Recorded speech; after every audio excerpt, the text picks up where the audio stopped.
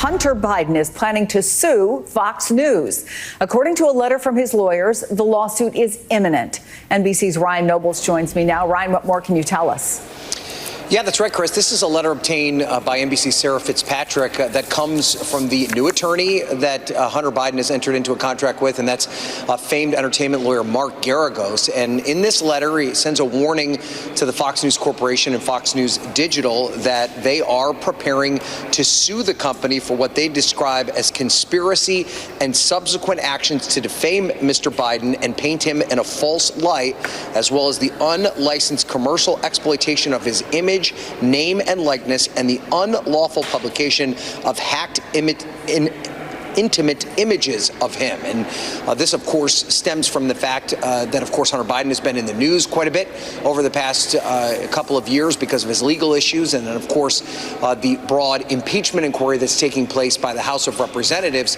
And essentially what Geragos is arguing in this letter, it's actually a member of his legal team is arguing in this letter, is that Fox is unfairly and libelously attacking Hunter Biden when there are no merits to many of the claims that they've been making about him. You would think that after getting hit with an unprecedented $787.5 million lawsuit just last year for lying, that Fox maybe, just maybe, would have learned its lesson. Clearly that's not the case, as the network is now staring down the barrel of yet another imminent lawsuit for lying.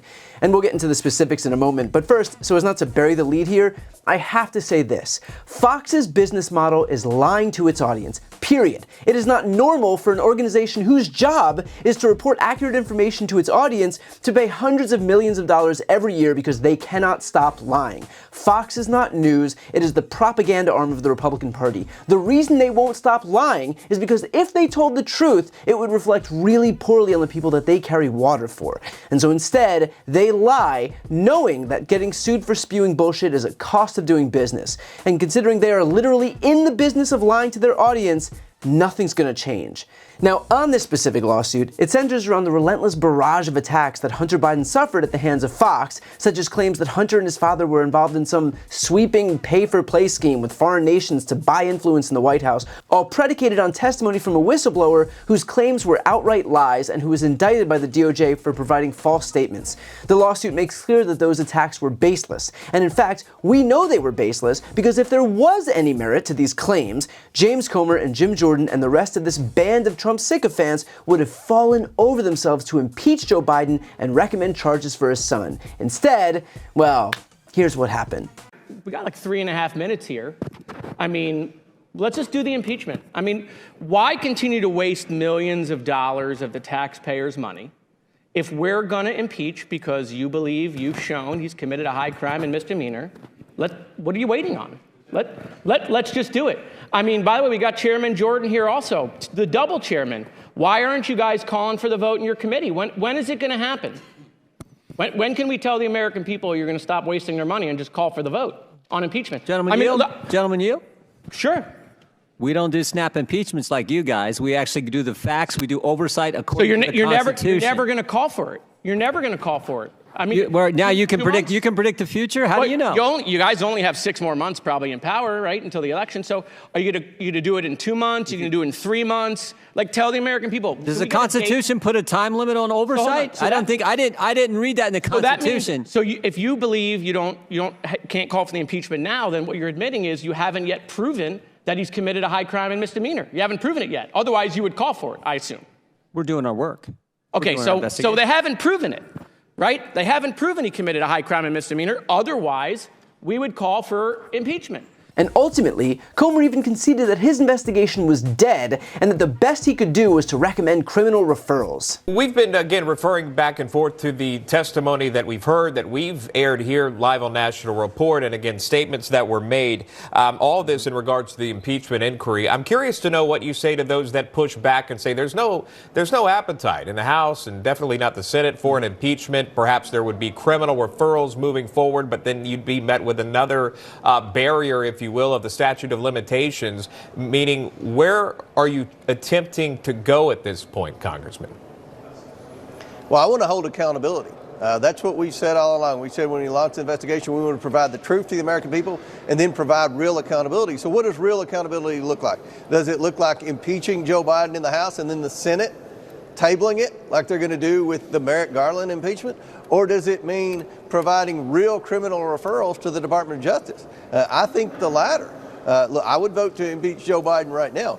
The impeachment inquiry was meant to give us more tools to be able to gather more information to be able to win in court when the Bidens challenged our lawful subpoenas. We've done all that. We've gotten the evidence that the Bidens were influence peddling. They never paid a penny of taxes on it. Joe Biden's lied over a dozen times about his knowledge of who his family was doing business with and the fact that he did communicate often with these people. So now we want to hold accountability, and I believe that the best path to accountability is criminal referrals. Which is to say, they were punting because they have nothing. And I gotta say, if Jim Jordan or James Comer not only had the opportunity to impeach Joe Biden, but got votes from Democrats to do so, don't you think they would have jumped on it?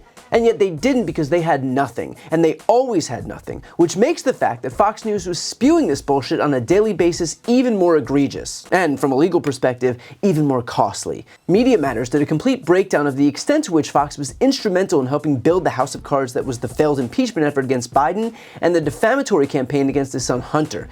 Hannity's show alone aired at least 85 Hunter Biden segments in 2023 promoting this bogus bribe story paid from a Ukrainian oligarch connected to Burisma to Joe Biden.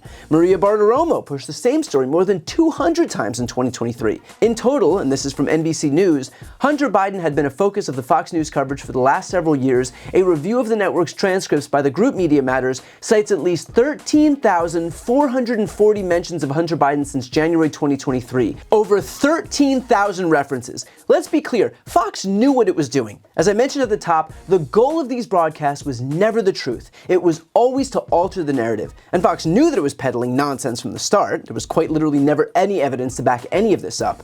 Remember, Republicans investigated this exact issue for 16 months and came up with absolutely nothing. Did that ever give Fox hosts like Hannity and Maria Bartiromo pause? Not even for a second. Instead, they just dug in their heels, spewing these lies because the goal here isn't news. The goal was to present Biden in a negative light.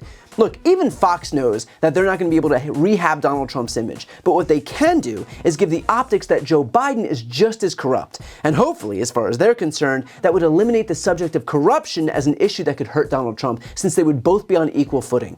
When I say that Fox is a propaganda arm of the Republican Party, this is what I mean. And so now, Fox will of course get sued, and they'll probably lose, but they don't care, because they exist to serve the GOP. And more often than not, serving the GOP is going to require them inventing scandals to hurt Democrats with. And look, it's worked before.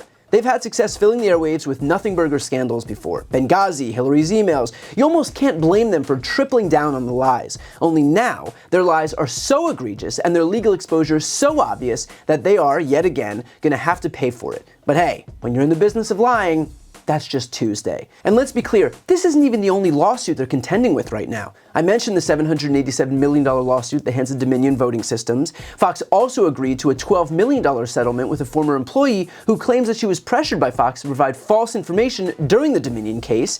And of course, Fox is facing a staggering $2.7 billion lawsuit at the hands of Smartmatic, another voting systems company that Fox maligned during the 2020 election as part of their effort to undermine that election in order to give cover to Trump, who was trying to steal the election. Fox has conceded in its latest financial disclosures that there could be a material adverse impact on the company's business and financial position. And if you're wondering whether that will stop them from lying in the future, I'd simply ask, have the sums from the past stopped them from lying now? Didn't think so. And here's the worst part. The people who need to know that Fox is lying will never know because they watch Fox, and Fox itself won't tell their viewers that they've lied. They'll just pay what they owe and continue spreading disinformation to the rubes who trust them. And so the very people who need to know the most that they're being lied to will never know as much. So if you have friends or family or anyone in your life who thinks that they're getting accurate information from Fox, let them know about any of the sums that they're being forced to pay as the result of their lies. Fox might feel fine about lying to its own audience to the tune of hundreds of millions of dollars, but if their viewers actually knew the truth, something tells me they might not be so shameless. Before you go, I need some help. Please subscribe to the channel and do your part to help grow the progressive media ecosystem. I don't do sponsorships or paid ads, I won't ask for money, but just subscribing to this channel goes a really long way, and it helps get the message out to more people. The subscribe button is right here on the screen. You can also subscribe to my Spanish language channel, which I made to reach those crucial Spanish-speaking voters. That link is on the screen too. And finally, if you want to listen to my audio podcast, you can follow that link as well. Thanks so much for watching.